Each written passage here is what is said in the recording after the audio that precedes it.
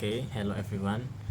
My name is Doni Kurniawan, and in this video, I will review a topic from our Introduction to Linguistics course, which are phonetic and phonology, because there are two topics are strongly connected and share many similar concepts.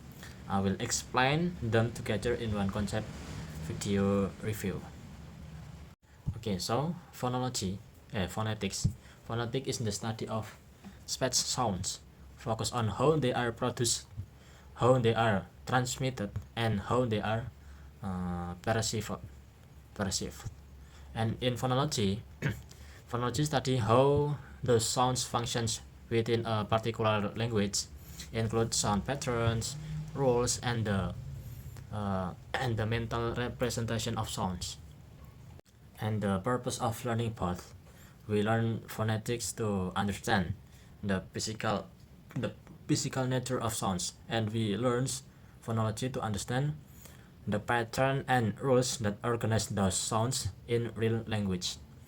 Together, they help us analyze speech scientifically and understand why correct pronunciation are possible or impossible in a language. And then we talk about concept and theory in phonetic. Articulatory phonetics is how speech sounds are produced using the vocal organs. We learn about lips, teeth, alveolar ridge, tongue positions, velum, glottis, and voicing, or something like that. And then we have constant classifications based on place of articulations. There are bilabial, alveolar, velar, and then manner of articulations: stop, fricative, nasal, voicing. And then vowel classification based on H. There are H, mid, low, and then positions: front, central, back, and lip rounding. And then we have International Phonetic Alphabet, or APA. This is a universal system to represent speech sounds accurately. And concept on phonology. There are phonemes and allophones. A phoneme is the small sound unit that can change meaning in a language. In allophones is a variation of a phoneme, but that doesn't change meaning. For example, in English, P has aspirated P as an pin, and unspirated P as in spin, but speakers still think of them as the same phoneme. And then number two, minimal pairs. Two words that differ by only one sound, showing phoneme contrast. Example: zip versus zip. Okay, and then the phonological rules. Rules that describe how sounds change in specific environment. For example, assimilation. Is sounds become more similar, and then deletions, sounds are dropped, and then insertions, sounds are added, and then flapping.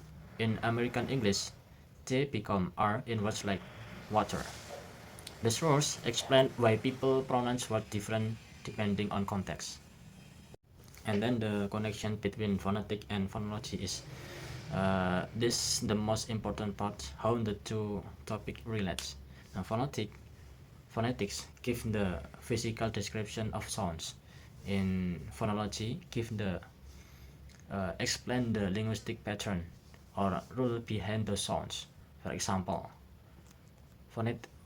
phonetically, T can be aspirated, unaspirated, or a flap. And phonologically, these are all.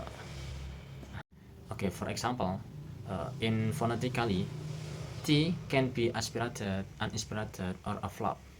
In phonologically, these are all allophones of the forms T in English. Another example, phonetic describe how N is produced in input, but phonology explain why it become become M. Assimilation rules because of the valuable P after it. Phonetic tell us how sounds happen. Phonology tell us why they happen in a language. The difficult and challenges for me, the challenge part includes memorizing APA atau IPA symbols for different sounds and then distinguishing subtle vowel difference like versus a, and then understanding phonological rules and when they apply, and then identifying alphons versus forms, and then analyzing nominal pairs in English pronunciations, and so forth. And to improve learning, I will more audio and video example would have visualize articulations, and then more practice with API transcriptions would strengthen recognize skills, and then analyzing real speech from video or songs could also make phonological patterns easier to understand. Okay, mungkin that's all for me. Thanks you for your attention and goodbye.